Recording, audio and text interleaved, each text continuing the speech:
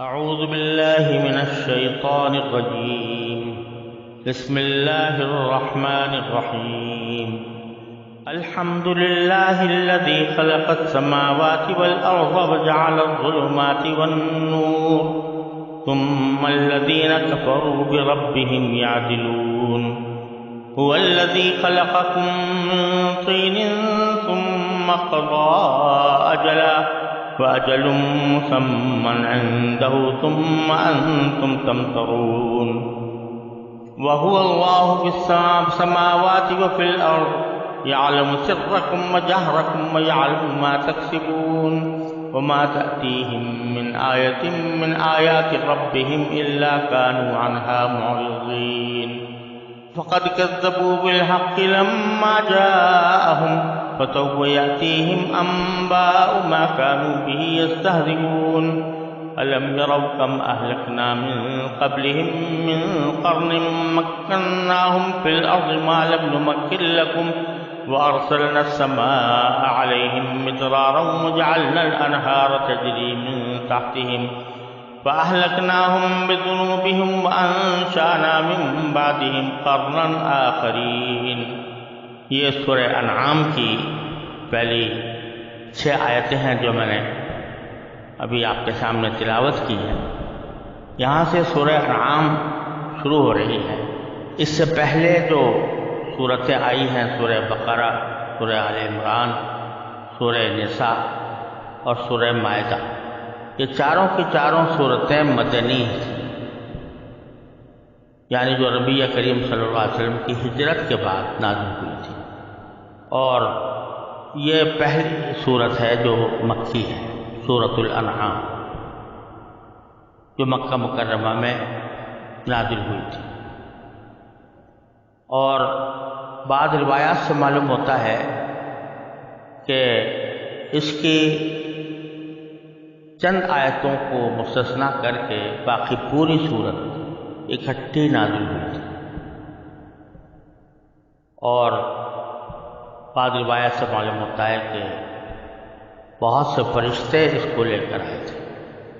یعنی عام طور سے تو وحی لانے والے حضرت جبریل علیہ السلام ہوتے تھے، لیکن اس صورت کے لیے اللہ تعالیٰ نے بہت سارے فرشتے بھیجے، جن کی تعداد بعض روایتوں میں 70,000 بیان کی. اس سے اس صورت کی اہمیت کا بھی اندازہ لگایا جا سکتا ہے. یہ جو مکی صورتیں ہیں ان میں اللہ تبارک و تعالیٰ نے زیادہ تر کفار عرب کو خطاب فرمایا ہے اور ان کو توحید کی، رسالت کی، آخرت کی تعلیم دی ہے اور ان کو ان پر ایمان لانے کی دعوت فرمائی ہے. سورہ بقرہ سے لے کر سورہ مائدہ تک آپ نے دیکھا کہ اس میں بہت سے احکام بھی ہیں اور بہت سی تفصیلات بھی بیان فرمائی گئی ہیں، اور ساتھ ساتھ اس کا زیادہ تر خطاب اہل کتاب سے تھا، یعنی عیسائیوں سے یا یہودیوں سے. لیکن مکی صورتوں میں زیادہ تر خطاب اہل عرب کو ہے، جن کے درمیان رسول کریم صلی اللہ علیہ وسلم تشریف لائے اور جن کے درمیان یہ کتاب نازل کی جا رہی ہے. وہی اس کے اصل مخاطب ہے. اور ان کے معاملے میں جو سب سے بڑی خرابی تھی وہ یہ تھی کہ وہ توحید کے منکر تھے، اور دوسرا یہ کہ آخرت کے منکر تھے، اور رسول کریم صلی اللہ علیہ وسلم کی نبوت کے منکر تھے. اس لیے مکی صورتوں میں زیادہ تر انہی 3 عقائد پر زور دیا گیا ہے، ان کے دلائل بیان فرمائے گئے ہیں، اور کفار کی طرف سے جو سوالات اٹھائے جاتے تھے یا اعتراضات کیے جاتے تھے ان کا جواب دیا. سورہ انعام میں بھی اصل خطاب مکہ مکرمہ کے قریش کو ہے اور ان کے واسطے سے پورے اہل عرب کو ہے. اسی لیے اس میں توحید، رسالت اور آخرت کے مضامین کو زیادہ وضاحت کے ساتھ بیان فرمایا گیا ہے. اور چونکہ جو احکام ہوتے ہیں وہ تو اللہ تبارک و تعالیٰ رفتہ رفتہ کر کے تدریجاً نازل فرماتے ہیں، جہاں جس وقت جس حکم کی ضرورت ہوئی اس حکم کا اللہ تعالیٰ نے نبی کریم صلی اللہ علیہ وسلم کو علم عطا فرما دیا اور اس سے آگاہ فرما دیا۔ لیکن توحید، رسالت اور آخرت، یہ جو مضامین ہیں، یہ ان کو تدریجاً نازل کرنے کی ضرورت نہیں، یہ اکٹھے ہی جب کوئی شخص ایمان لاتا ہے تو اکٹھے ہی ان پر اعتقاد کرنا ضروری ہوتا ہے۔ شاید یہ وجہ ہے کہ اس پوری صورت کو اکٹھا نازل کیا گیا اور چند آیتوں کو چھوڑ کر پوری کی پوری صورت ایک ہی ساتھ نازل۔ اب یہاں جو آیتیں میں نے تلاوت کی ہیں یہ ابتدائی آیات ہیں، جس میں ایک طرف اللہ تبارک و تعالیٰ کی قدرت کو بیان کیا گیا ہے اور دوسری طرف انسان کو اس کی حقیقت یاد دلائی گئی ہے، اور تیسری طرف یہ بتایا گیا ہے کہ انسان ایک وقت معین کے لیے پیدا ہوا ہے اور اللہ تعالیٰ ہی اس کو پیدا کرتے ہیں اور وہی اس کو وفات بھی دیں گے۔ اور پھر چوتھی طرف اللہ تعالیٰ کی قدرت کا بیان، اللہ تعالیٰ کے علم کا بیان، جیسا کہ پہلے بھی یہ بات کئی بار عرض کی جا چکی ہے کہ اللہ تعالیٰ کی صفات میں جو سب سے زیادہ صفات میں سب سے زیادہ جامع صفتیں ہیں وہ دو ہیں، قدرت اور علم۔ باقی تمام صفات اسی سے نکلی، اور یہی دو صفتیں ہیں جن سے کہ اللہ تبارک و تعالیٰ کی توحید کا پتہ چلتا ہے۔ تو اللہ تعالیٰ کے علم کا پھر بیان ہے، اور پھر جب اللہ تبارک و تعالیٰ نے توحید اور رسالت کا بیان فرمایا تو اس پر کفار عرب کا کیا رد عمل ہوا اور انہوں نے اس کو کس طرح رد کیا اس کا ذکر ہے، اور پھر ان کو اس بات سے ڈرایا گیا ہے کہ تم سے پہلے بھی جو قومیں گزری ہیں اور جنہوں نے حق کا انکار کیا ہے تو اللہ تبارک و تعالیٰ نے ان کو دنیا ہی کے اندر عذاب کا سامنا کرنا پڑا ہے اور انہوں نے دنیا ہی میں عذاب دیکھا۔ لہذا تمہیں بھی اس بات سے آگاہ رہنا چاہیے کہ اگر تم نے یہ انکار کی روش جاری رکھی تو اللہ بچائے کہیں تم پر عذاب نہ دے۔ یہ ہے خلاصہ ان آیتوں کا جو میں نے ابھی تلاوت کی ہے۔ اب ان کا ترجمہ دیکھ لیں، پھر اس کے بعد اس کے مختلف حصوں کی مختصر تشریح انشاءاللہ عرض کی جائے۔ ترجمہ یہ ہے، تمام تعریفیں اللہ کی ہیں جس نے آسمانوں اور زمین کو پیدا کیا اور اندھیریاں اور روشنی بنی، پھر بھی جن لوگوں نے کفر اپنا لیا ہے وہ دوسروں کو اپنے پروردگار کے برابر قرار دے رہے ہیں۔ وہی ذات ہے جس نے تم کو گیلی مٹی سے پیدا کیا، پھر تمہاری زندگی کی ایک میعاد مقرر کر دی اور دوبارہ زندہ ہونے کی بھی ایک متعین میعاد اسی کے پاس، پھر بھی تم شک میں پڑے ہو۔ اور وہی اللہ آسمانوں میں بھی ہے اور زمین میں بھی، وہ تمہارے چھپے ہوئے بھید بھی جانتا ہے اور کھلے ہوئے حالات بھی، اور جو کچھ کمائی تم کر رہے ہو اس سے بھی واقف۔ اب اور کافروں کا حال یہ ہے کہ ان کے پاس ان کے پروردگار کی نشانیوں میں سے جب بھی کوئی نشانی آتی ہے تو یہ لوگ اس سے منہ موڑ لیتے ہیں۔ چنانچہ جب حق ان کے پاس آ گیا تو ان لوگوں نے اسے جھٹلا دیا۔ نتیجہ یہ کہ جس بات کا یہ مذاق اڑاتے رہے ہیں جلد ہی ان کو اس کی خبریں پہنچ جائیں۔ کیا انہوں نے نہیں دیکھا کہ ہم ان سے پہلے کتنی قوموں کو ہلاک کر چکے ہیں؟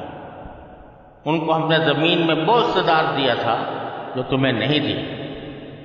ہم نے ان پر آسمان سے خوب بارشیں بھیجی اور ہم نے دریاؤں کو مقرر کر دیا کہ وہ ان کے نیچے بہتے رہیں، لیکن پھر ان کے گناہوں کی وجہ سے ہم نے ان کو ہلاک کر ڈالا اور ان کے بعد دوسری نسلیں پیدا کی۔ ان 6 آیات میں پہلی آیت کے اندر اللہ تعالیٰ کی حمد ہے، اور اللہ تعالیٰ نے متعدد صورتوں کو اپنے حمد سے شروع فرمایا ہے، لیکن سب سے پہلے حمد سے شروع کیا گیا تھا سورہ فاتحہ میں۔ وہاں اللہ تعالیٰ کی جو صفت بیان فرمائی گئی ہے، الحمدللہ رب العالمین، کہ تمام تعریفیں اللہ کی ہیں جو سارے جہانوں کا پروردگار ہے۔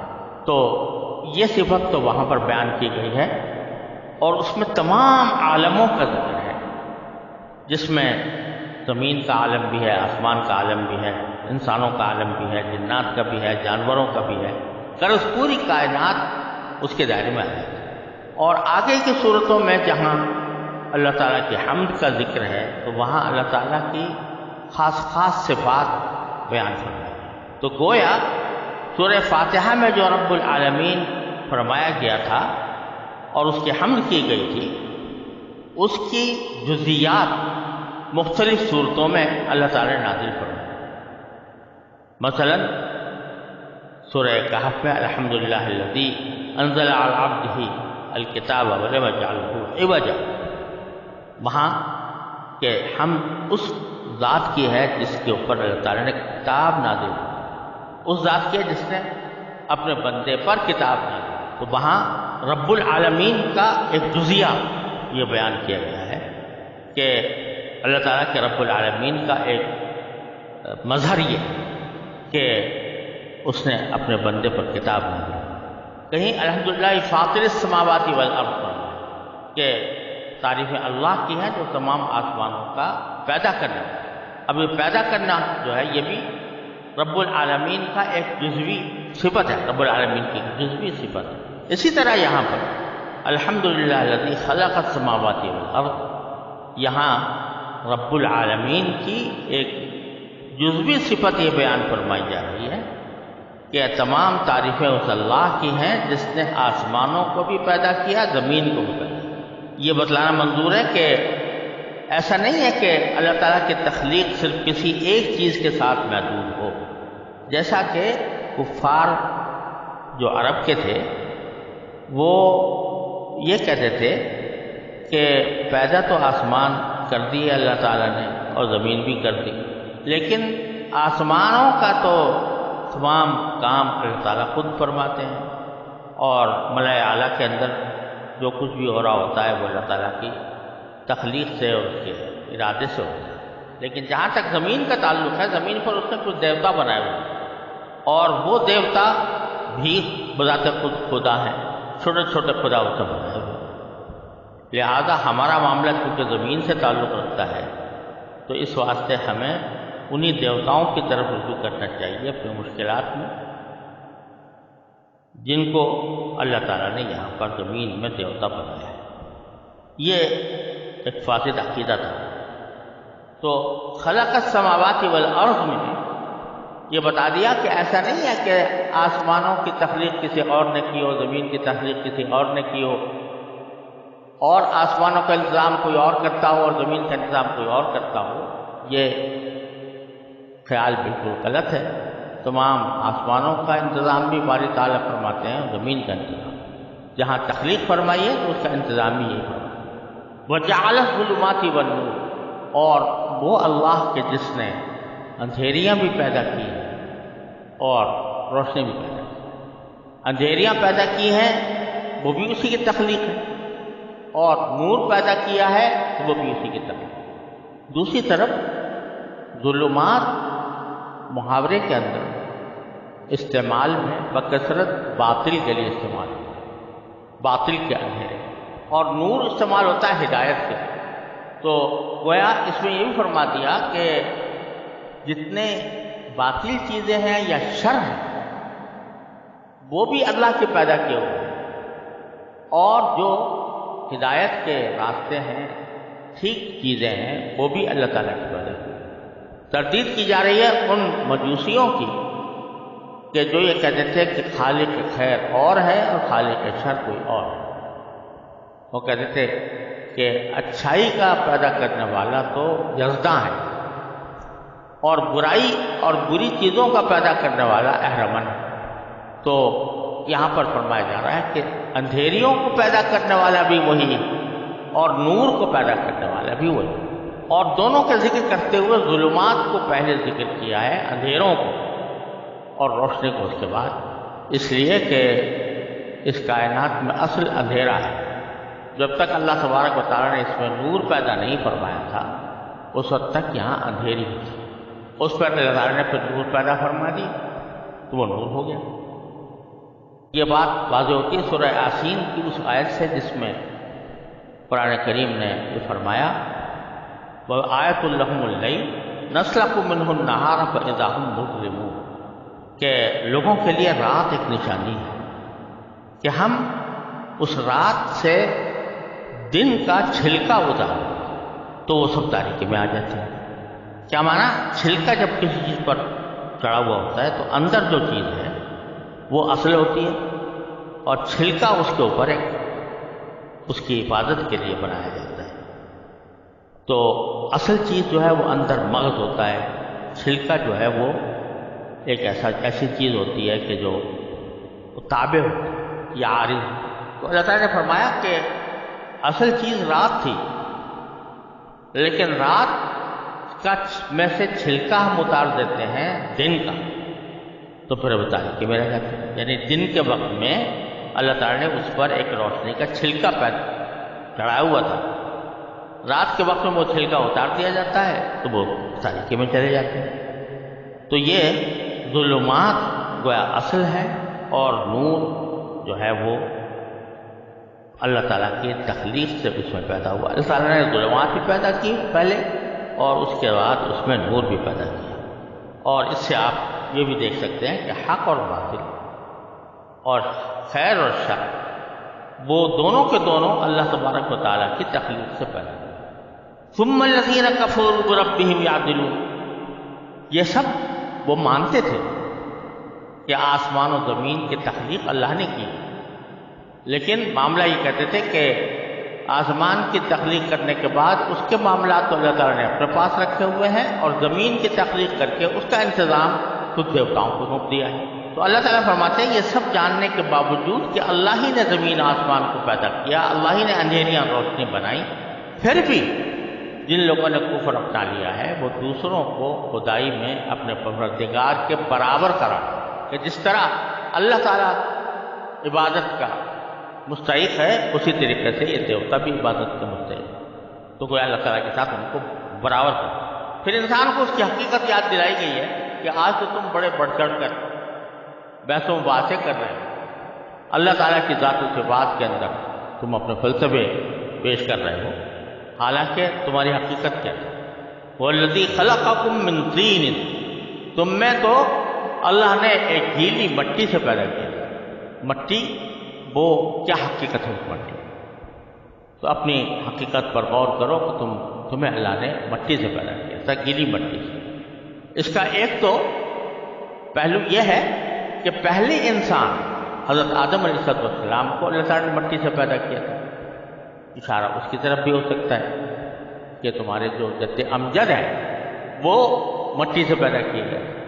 اور دوسرا پہلو یہ ہے کہ ہر انسان اگر دیکھا جائے، غور کیا جائے تو اس کی تخلیق میں مٹی ہی کو بڑا دخل ہے، کیونکہ مٹی کے ذریعے کھانے کی چیزیں اگتی ہیں، سبزیاں اگتی ہیں، پھل اگتے ہیں، اور انہی پھلوں کے اور مٹی اور پھلوں کے اور پودوں کے کھانے کے نتیجے میں انسان کی جسم کی نشو و نما ہوتی ہے، انسان کا جسم تقویت پاتا ہے، اور اسی تقویت کے نتیجے میں اس کے اندر مادہ منویہ پیدا ہوتا ہے، اور پھر وہ مادہ منویہ ہی در حقیقت انسان کی تخلیق کا سبب ہوتا ہے۔ اس لحاظ سے بھی ہر انسان مٹی سے پیدا کیا۔ ثم قضا اجلا، پھر اللہ نے ایک وقت مقرر کر دیا، پیدا تو کیا مٹی سے ہر انسان کو، لیکن پھر اس کا ایک وقت مقرر کر دیا۔ وَأَجَلٌ مُّسَمًّى عِندَهُ، اور ایک اجل، ایک مدت مقرر اللہ تعالیٰ کے پاس۔ دو مدتوں کا یہاں پر ذکر فرمایا ہے، پہلے قضا اجلا اور دوسرا اجل مسمى عندہ۔ اس کے ایک معنی تو یہ ہے کہ اجل سے مراد پہلی اجل میں ذکر ہے ان لوگوں کا جو دنیا سے جا چکے ہیں، تو ان کے لیے تو اجل اللہ نے مقرر کی ہی تھی، اور اب وہ تم کو بھی معلوم ہو گئی کہ ان کے لیے کیا مدت مقرر کی تھی، کب وہ ان کا انتقال ہوا۔ لیکن ایک آنے والوں جو ابھی تک زندہ ہیں ان کی کیا مدت ہے، کب وہ دنیا سے جائیں گے، یہ صرف اللہ ہی جانتا ہے۔ تو اجل مسمى عندہ، تو تو دوسری اجل وہ ہے جو اللہ تعالیٰ کے پاس ہی متعین ہے، کوئی دوسرا نہیں جانتا۔ ایک معنی تو اس کے یہ ہو سکتے ہیں، اور دوسرے معنی یہ ہیں کہ یہاں پر اللہ تبارک و تعالیٰ نے جو پہلی اجل ہے اس سے مراد ہے زندگی کی، انسان کی زندگی کی مدت، اس کی میعاد، اور دوسری جو اجل ہے اجل مسمى عنده، اس سے مراد ہے دوبارہ زندہ ہو۔ تو اللہ نے وہ اجل بھی مقرر کی ہے کہ تم کب مرو گے، کب دنیا سے جاؤ گے، اور یہ اجل بھی مقرر کی ہے کہ کب تمہیں دوبارہ زندہ کیا جائے گا۔ پہلی اجل تو ہر انسان کی اس وقت پتہ چل جاتی ہے جب اس کا انتقال ہے، لیکن دوسری اجل جو ہے وہ مسمى عنده، وہ اللہ ہی کا علم ہے، اس کے پاس اس کا علم ہے کہ کب وہ واقعہ پیش آئے گا، تم کو دوبارہ زندہ کیا جائے گا۔ ثم انتم تمترون، اس کے باوجود بھی تم لوگ شک میں پڑ جاتے ہو کہ جس نے آسمان و زمین پیدا کیے، جس نے اندھیریاں پیدا کی، جس نے نور پیدا کیا، جس نے تمہاری تخلیق کی، جس نے تمہارے تخلیق کے بعد تمہاری زندگی کی میعاد مقرر کی، دوبارہ زندہ ہونے کی میعاد مقرر کی، اس کو چھوڑ کر تم دیوتاؤں کی عبادت کرنا شروع کر دیتے ہو۔ بہو اللہ فی السماوات و فی الارض، اور وہی اللہ ہے زمین آسمانوں میں بھی اور زمین میں۔ ایسا نہیں ہے جیسے تم کہتے ہو کہ آسمانوں کے اندر تو انتظام اللہ تعالیٰ کرتا ہے اور زمین کا انتظام دیوتا کرتا ہے، لیکن وہ اللہ تعالیٰ آسمان میں بھی وہی کار فرما ہے اور زمین میں۔ بہو الذی فی الارض الہ و فی السماء الہ، وہ الذی فی السماء الہ و فی الارض الہ، تو وہ اللہ آسمان میں بھی معبود وہی ہے اور زمین پر بھی وہی ہے۔ یعلم سرکم و جہرکم، یہاں تک بیان تھا باری تعالیٰ کی صفت قدرت کا، اب بیان ہے صفت علم کہ وہ تمہارے چھپی ہوئی چیزوں کو بھی جانتا ہے، اور جہرکم، اور تمہارے کھلے ہوئے حالات بھی جانتا ہے۔ تم جو کام چھپا کر کرتے ہو ان سے بھی باری تعالیٰ خوب باخبر ہے، اور جو کھلے عام کرتے ہو ان سے بھی۔ وہ یعلم ما تکسبون، اور جو کچھ کمائی تم کر رہے ہو اس سے بھی واقف ہے، اس کو بھی جانتا ہے۔ کمائی کرنے کے معنی ظاہری کمائی کے بھی ہو سکتے ہیں، دنیاوی کمائی، اور اس کے معنی وہ اعمال جو تم کر رہے ہو جس کا نتیجہ آخرت میں ظاہر ہوگا، وہ سب اللہ تعالیٰ جانتا ہے۔ یہ ساری حقائق ہیں، لیکن وما تأتیہم من آیۃ من آیات ربہم، کافروں کا حال یہ ہے کہ ان کے پاس ان کے پروردگار کی نشانیوں میں سے جب بھی کوئی نشانی آتی ہے الا کانوا عنہا معرضین، تو یہ لوگ اس سے منہ موڑ لیتے ہیں۔ فقد کذبوا بالحق لما جاءہم، چنانچہ جب حق ان کے پاس آ گیا تو ان لوگوں نے اسے جھٹلا دیا۔ پہلے اعراض کیا، بات سنی نہیں، پر غور نہیں کیا، اور پھر اسی حالت میں آخری انجام یہ ہوا کہ اس حق کو جو ان کے پاس آیا تھا اس کو انہوں نے جھٹلا دیا۔ فسوف یأتیہم انباء ما کانوا بہ یستہزئون، نتیجہ یہ ہے کہ جس بات کا یہ مذاق اڑاتے رہے ہیں جلد ہی ان کو اس کی خبریں پہنچ جائیں گی، یعنی ان کی حقیقت معلوم ہو جائے کہ تم جن چیزوں کا مذاق اڑا رہے تھے وہ واقعات میں وہ صحیح تھیں، اور اس کے نتیجے میں تم نے جو ان سے انکار کیا تو یہ اپنے حق میں بہت برا کیا اور اپنے پر ظلم کیا۔ الم یروا کما اہلکنا من قبلہم من قرن، کیا وہ یہ دیکھتے نہیں ہیں کہ ہم ان سے پہلے کتنے قوموں کو ہلاک کر دیا، اور وہ قومیں ایسی تھیں کہ مکناہم فی الارض ما لم نمکن لکم، ہم نے زمین میں ان کو وہ اقتدار دیا تھا جو تمہیں نہیں دیا، یعنی وہ بڑی تم سے کہیں زیادہ قوت کے شوکت کے مالک تھے، بڑے جاہ و حشم والے تھے، بڑی شان و شوکت والے تھے تمہارے سے کہیں زیادہ۔ اس کے باوجود جب انہوں نے حق کا ساتھ نہیں دیا اور حق کا سے انکار کیا، جب اس کو جھٹلایا، تو ہم نے ان کو عذاب کے ذریعے ہلاک کر دیا۔ ان کی پھر تفصیل بیان فرماتے ہیں کہ وہ ارسلنا السماء علیہم مدرار، قوتیں بھی ان کو بہت دی تھی، اور ہم نے ان پر آسمان سے خوب بارشیں برسائی تھی۔ بارشیں برسانے کا مطلب یہ کہ ان کے لیے ان کی معاشی ضروریات خوب اچھی طرح خوشحالی کے ساتھ پوری ہو رہی تھی، اور وجعلنا الانہار تجری من تحتہم، ہم نے دریاؤں کو یہ حکم دیا تھا، مقرر کر دیا تھا کہ وہ ان کے نیچے بہتے رہیں، اور اس کے ذریعے وہ اپنے کھیتیاں بھی سیراب کر سکتے تھے، اس کو پانی میں بھی استعمال کر سکتے تھے۔ یہ ساری نعمتیں ان کو ہم نے دیں، فَأَلَقْنَاهُمْ بِذُنُوبِهِمْ، لیکن ان کے گناہوں کی وجہ سے ہم نے ان کو ہلاک کر دیا۔ اور گناہ سب سے بڑا یہ تھا کہ اللہ تعالیٰ کی توحید کے منکر ہوئے اور اللہ کے پیغمبروں کے منکر ہوئے، تو ہم نے ان کو ان کے گناہوں کی وجہ سے ہلاک کر دیا۔ وَأَنشَأْنَا مِن بَعْدِهِمْ قَرْنًا آخَرِينَ، اور ان کے بعد ہم نے کوئی دوسری نسل پیدا کی۔ یہ بتایا جا رہا ہے کہ کہیں ایسا نہ ہو کہ تمہیں بھی تکذیب کے نتیجے میں رسول کریم صلی اللہ علیہ وسلم کو اور قرآن کو جھٹلانے کے نتیجے میں اسی قسم کی ہلاکت سے سامنا کرنا نہ ہو جیسا کہ پچھلی قوموں کو پیش آیا تھا۔